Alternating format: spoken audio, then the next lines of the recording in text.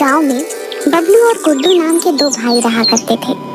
बबलू गुड्डू से उम्र में बड़ा था और वो हमेशा गुड्डू से छोटी छोटी बात पर झगड़ा करता रहता था।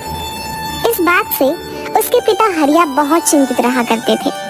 एक दिन बबलू गुड्डू से बगैर किसी बात के झगड़ा कर रहा था कि तभी वहाँ पर हरिया आ गया। मेरी समझ में नहीं आता बबलू, आखिर तुम्हें गुड्डू से क्या समस्या है? तुम हर छोटी छोटी बात पर गुड्डू से झगड़ा करते रहते हो।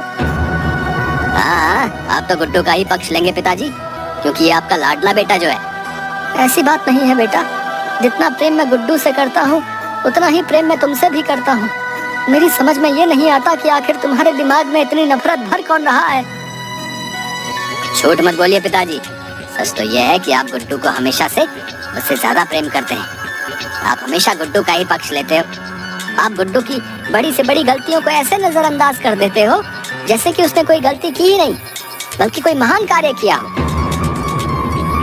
अपने बड़े भाई और पिता की बहस को गुड्डू काफी देर से सुन रहा था।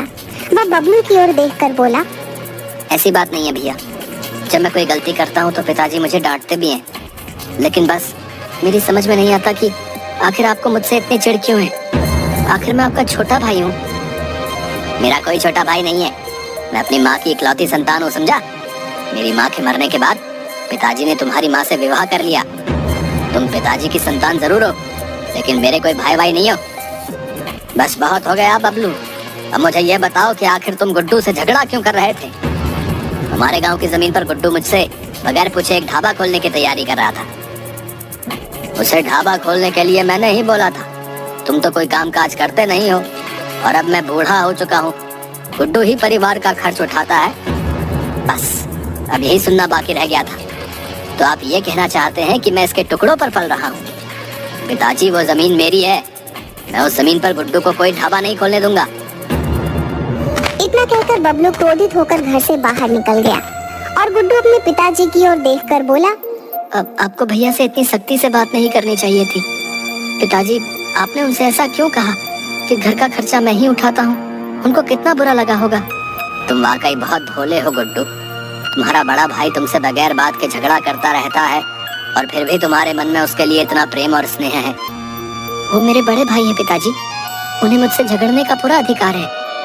भैया मन के इतने बुरे भी नहीं है पिताजी, उन्हें जरूर कोई मेरे खिलाफ और आपके खिलाफ भड़काता रहता है। मुझे याद है बचपन में जब मैं दूसरी कक्षा में था और भैया 5वीं कक्षा में थे, भैया मुझे कितने प्रेम से मेरी उंगली पकड़कर मुझे विद्यालय ले जाया करते थे। मुझे तुम पर गर्व है बेटा कि मुझे तुम्हारे जैसी संतान मिली। इतना कहकर हरिया ने गुड्डू को गले से लगा लिया। उधर बबलू क्रोधित होकर सीधा गांव के व्यक्ति रोशन के पास पहुंच गया। रोशन एक कपटी व्यक्ति था जो अंदर ही अंदर हरिया से बहुत जलता था। वो काफी वर्षों से बबलू के कान भर रहा था। बबलू को अपनी तरफ आते देख रोशन मुस्कुराता हुआ बोला, क्या बात है बबलू, लगता है अपने छोटे भाई गुड्डू से फिर से झगड़ा करके आए हो तुम। अब तो हद पार हो गई है रोशन चाचा। आज तो मेरे पिताजी ने ये तक बोल दिया कि परिवार का खर्चा भी गुड्डू ही उठाता है, मानो कि मैं कुछ करता ही नहीं। अरे तुम्हारे पिताजी ने तुम्हें साफ साफ समझा दिया कि तुम गुड्डू के टुकड़ों पर ही पल रहे हो।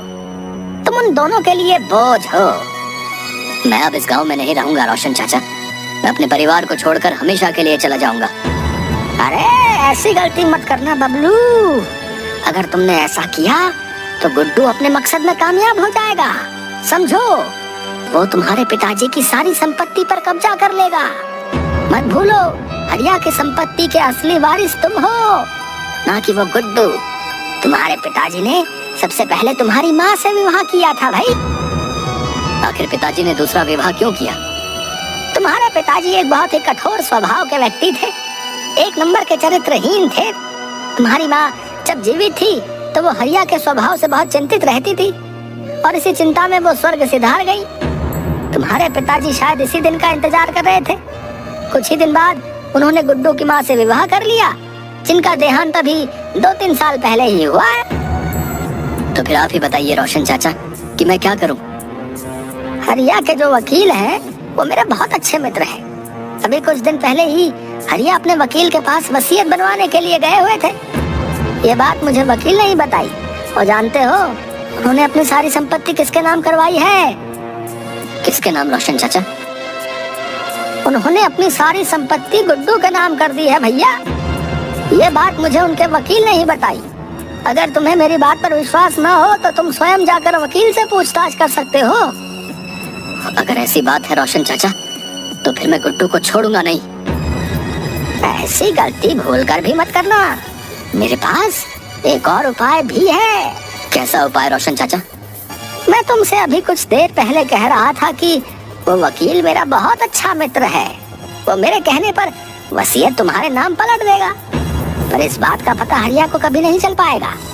जब हरिया इस दुनिया से चला जाएगा तो सारी संपत्ति के वारिस तुम हो जाओगे। उसके बाद तुम गुड्डू को धक्के देकर बाहर निकाल देना। इस राज को तुम्हारे, मेरे और वकील के अलावा कभी कोई नहीं जान पाएगा। अगर तुम कहो तो मैं उस वकील से बात कर लेता हूँ। तुम्हारे पिताजी को पता भी नहीं चलेगा और वो वकील वसीयत में सारी संपत्ति तुम्हारे नाम पलट देगा। तभी वहाँ पर रोशन की बेटी उषा आकर बोली, पिताजी आपको माँ बुला रहे हैं। रोशन उषा की बात सुनकर वहाँ से चला गया। उषा बबलू की ओर प्यार से देखने लगी। दरअसल उषा और बबलू एक दूसरे से प्रेम करते थे। मैंने तुम्हारे और पिताजी के बीच की सारी बातें सुन ली हैं। तुम एक काम करो, कल पिताजी के साथ उस वकील के घर पर चले जाओ और वसीयत अपने नाम कर लो।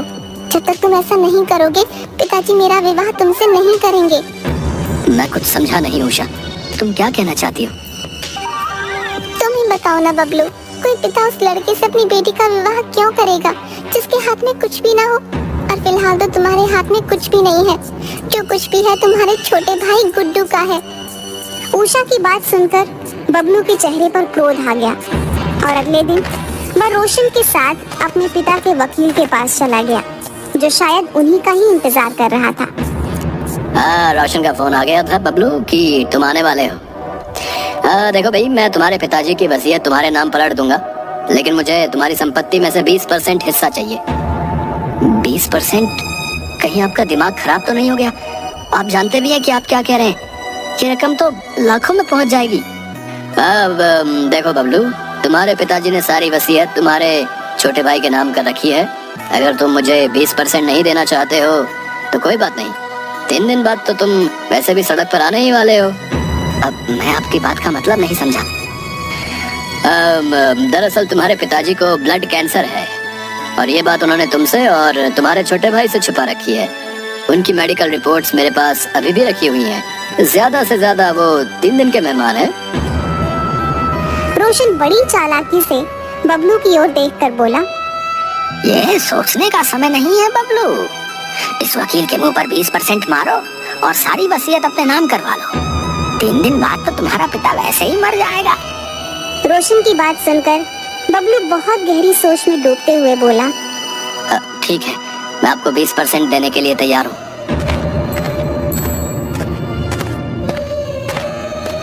तो यहाँ अपना अंगूठा लगा दो और टेंशन फ्री होकर अपने घर चले जाओ, ठीक है? वसीयत तुम्हारे पिताजी के मरने के बाद ही सुनाई जाएगी।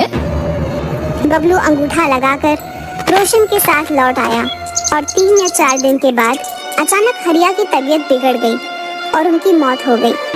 गुड्डू फूट फूट कर रोने लगा। सारे गांव वाले वहां एकत्रित हो गए कि तभी वो वकील वहां पर आ गया। गुड्डू, मैं तुम्हारे पिताजी का वकील हूँ। मैं यहाँ पर यह बताने के लिए आया हूँ कि तुम्हारे पिताजी ने संपत्ति किसके नाम की है। ये बात आप कल आकर बता देना। मैं अभी सुनने और समझने की स्थिति में नहीं हूँ। मैं अपने पिताजी से बहुत प्रेम करता था, वो मुझे छोड़कर चले गए। मैं अकेला रह गया। देखो, ये मेरी मजबूरी है गुड्डू। तुम्हारे पिताजी का आदेश था कि उनके मरने के 2 घंटे बाद वसीयत पढ़कर सुना दी जाए। वसीयत के मुताबिक सारी संपत्ति उन्होंने तुम्हारे बड़े भाई के नाम कर दी है। इतना कहकर वकील वहाँ से चला गया, मगर गुड्डू को वकील की बात से कोई फर्क नहीं पड़ा। वह फूट फूट कर रोता है। हरिया का अंतिम संस्कार बबलू ने किया। शाम के वक्त गुड्डू रोता हुआ जब घर पर आया तो बबलू क्रोधित होकर गुड्डू से बोला, पिताजी ने सारी जायदाद मेरे नाम कर दी है गुड्डू। अब तुम्हारे लिए इस घर में कोई जगह नहीं। तुम यहाँ से निकल जाओ। ये आप कैसी बातें कर रहे हैं? मैं भला कहाँ जाऊंगा? मेरा तो अब आपके अलावा संसार में कोई नहीं है। तुम्हारे संसार में सिर्फ पिताजी थे जो अब चले गए, तो कृपा करके तुम भी यहाँ से चले जाओ।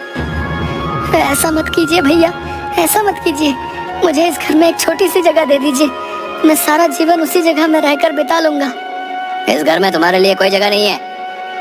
इतना कहकर बबलू ने गुड्डू को धक्के देकर घर से बाहर निकाल दिया।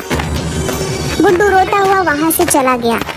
अगले दिन बबलू ने उषा से धूमधाम से विवाह कर लिया। गुड्डू 2 दिन तक भूखा प्यासा दूसरे गांव में भटकता रहा कि तभी उसे खेतों में बना हुआ एक घर नजर आया। गुड्डू वहां पर चला गया। वह व्यक्ति गुड्डू की ओर देखकर बोला, अरे मैं तो तुम्हें जानता हूँ, तुम हरिया के ही पुत्र हो ना? हाँ। अब मेरा नाम सुखिया है। मुझे 2 दिन पहले ही पता लगा कि हरिया अब इस दुनिया में नहीं रहे, लेकिन बबलू ने तुम्हारे साथ अच्छा नहीं किया। ईश्वर उसे कभी माफ नहीं करेगा। अरे आप तो मेरे पूरे परिवार को जानते हैं। इस घर को और इस खेत को देख रहे हो, ये घर तुम्हारे पिताजी का ही दिया हुआ है। हम सब तो सड़कों पर मारे मारे फिर रहे थे, तुम्हारे पिताजी ने ही हमें सहारा दिया। आज से इस घर और इस खेत के वारिस तुम हो। उस दिन के बाद से उसी घर में गुड्डू रहने लगा। वह दिन भर खेतों से मेहनत करके आता और शाम के वक्त घर पर सो जाता। उधर बबलू एक दिन शाम के वक्त जब अपने घर पर लौटता है तो उसने देखा कि रोशन और उसकी पत्नी उसी के बारे में बात कर रहे थे। बबलू चुपके से उनकी सारी बातें सुनने लगा। पिताजी, आपके कहने पर मैंने उस बबलू से विवाह कर लिया। अब तो सारी संपत्ति मैंने आपके नाम भी कर दी है। अब मुझे उससे छुटकारा दिलाइए। चिंता मत कर बेटी, मैं सही मौके की तलाश में हूँ। इस संपत्ति को हड़पने के लिए बरसों इंतजार किया है। मैं नहीं चाहता कि मेरी छोटी सी गलती मेरी वर्षों की मेहनत पर पानी फेर दे। मैं तो ये उपाय सोच रहा हूँ कि बबलू को जड़ से खत्म ही कर दिया जाए। यह सुनकर बबलू बुरी तरीके से आश्चर्य में पड़ गया और क्रोधित होकर सीधा रोशन के सामने आकर बोला, मुझे तुमसे ये उम्मीद नहीं थी रोशन। तो इसका मतलब पिताजी सही कहते थे। तुम हमेशा मेरे परिवार के खिलाफ मेरे कान भरते रहते थे। और उषा, तुम तो मेरी पत्नी हो। काहे की पत्नी? मैंने सिर्फ पिताजी के कहने पर तुमसे विवाह किया है। निकल जाओ यहाँ से, इससे पहले कि मैं तुम्हें धक्के देकर बाहर निकाल दूं। ये घर मेरा है नहीं, तुम्हारा था। तुम्हें शायद याद नहीं कि तुमने उस वकील के यहाँ पर अंगूठा भी लगाया था और जायदाद हथिया ली थी। उसी वकील ने वसीयत पर तुम्हारा नाम नहीं बल्कि मेरा नाम लिखा था। रोशन और उसकी पत्नी उषा ने बबलू को धक्के देकर घर से बाहर निकाल दिया। नंदी पछतावे के आंसू लिए हुए वहाँ से चला गया। उसे अपने पिताजी और छोटे भाई की बहुत याद आने लगी। कुछ दिनों तक बबलू ऐसे ही भटकता हुआ उसी जगह पर पहुंच गया जहां उसका छोटा भाई रह रहा था। अपने भाई को देखकर गुड्डू दौड़ता हुआ बबलू के पास पहुंच गया। अरे भैया, आपकी दशा इतनी बुरी कैसे हो गई? बबलू ने रोते हुए सारी घटना अपने भाई गुड्डू को बता दी। चिंता मत कीजिए भैया, मैं हूँ ना। मैंने तुम्हारे साथ कितना बुरा किया गुड्डू, और तुम? नहीं भैया, मैं बचपन से जानता था कि आपके खिलाफ मेरे कोई कान भरता है। आप मन के इतने बुरे नहीं हैं। तभी वहाँ पर एक कार आकर रुकी। कार के अंदर से हरिया का वकील निकलकर बाहर आ गया और बबलू और गुड्डू की ओर देखकर बोला, मैंने तुम दोनों को कहाँ कहाँ नहीं तलाश किया। मुझे माफ कर दो। मैंने तुम दोनों के साथ बहुत बुरा किया। ईश्वर ने मुझे इसकी सजा दे दी है। मुझे भी तुम्हारे पिताजी की तरह ब्लड कैंसर हो गया है और मैं भी कुछ दिनों का ही मेहमान हूँ। मरने से पहले मैं प्रायश्चित करना चाहता हूँ। आपने बहुत देर कर दी वकील साहब। रोशन ने सारी संपत्ति अपने नाम कर ली है। आपने जो अंगूठा मुझसे लगवाया था उसका फायदा मेरी पत्नी और रोशन दोनों ने उठाया। ऐसा नहीं है बबलू, दरअसल हरिया जी ने तुम दोनों को अपनी आधी आधी संपत्ति नाम की थी। आधी संपत्ति का वारिस गुड्डू आज भी है। रोशन ने सिर्फ तुम्हारे ही हिस्से की संपत्ति अपने नाम की है। ये क्या कह रहे हैं आप? मैं बिल्कुल ठीक कह रहा हूँ। बचपन से ही तुम्हारे पिताजी और छोटे भाई के खिलाफ तुम्हें भड़काता रहा, यहाँ तक कि उसने अपनी बेटी का विवाह भी तुम्हारा विश्वास जीतने के लिए कर दिया। मेरे पास उसके खिलाफ तमाम सबूत हैं। मैं पुलिस के सामने गवाही देने को तैयार हूँ। चलो मेरे साथ। बबलू और गुड्डू वकील के साथ पुलिस स्टेशन चले गए। पुलिस स्टेशन में वकील ने अपना जुर्म स्वीकार किया। जी तो चाहता है वकील कि तुम्हें भी जेल की काल कोठरी में डाल दूं। लेकिन ईश्वर ने तुम्हें इससे कहीं बड़ी सजा दी है। इसके बाद पुलिस रोशन के घर के लिए निकल गई।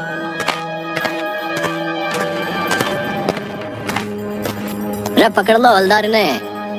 अरे अरे अरे ऐसे कैसे घुसे जा रहे हो? अरे क्या गुंडागर्दी है भाई? अरे गुंडागर्दी तो अब हम दिखाएंगे कैसी होती है। अरे थाने ले चलो इन दोनों को। अरे साहब बताइए तो सही क्या बात है? अगर हमसे कोई गलती हो गई है तो ले दे के रफा दफा करते हैं ना, इतनी तकलीफ ना लीजिए आप। एक ऑन ड्यूटी ऑफिसर को रिश्वत देता है? अरे रुक तू, तेरे पे ऐसी धारा लगाऊंगा कि देखते हैं कि कैसे बाहर निकलता है। अरे रुक तू। पापा ये सब क्या हो रहा है? और मेरे पापा को कहाँ ले जा रहे हो?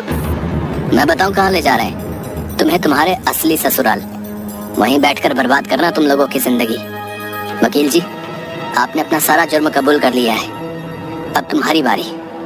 जाओ अब निकलो यहाँ से। सही कहा है किसी ने, जैसा करोगे वैसा भरोगे। तुम अपना मुंह बंद करो, समझे? मैंने कुछ नहीं बोला। अरे चलो अब, सारी बातें यही करनी है क्या देवी? कुछ बातें थाने के लिए भी छोड़ दो। अरे ले चलो इन्हें। मेरे लिए फीमेल कांस्टेबल लाओ पहले, फिर यहाँ आना। उसका भी पूरा इंतजाम है। गाड़ी में सीसीटीवी कैमरा लगे हुए हैं, लाइव रिपोर्टिंग की जा रही है हेडक्वार्टर में। अब तो चल सकती हो ना? अरे ले चलो इन्हें। इतना कहकर इंस्पेक्टर ने रोशन और उसकी बेटी को गिरफ्तार करके जेल में भेज दिया। बबलू और गुड्डू सगे भाइयों की तरह आपस में फिर से रहने लगे।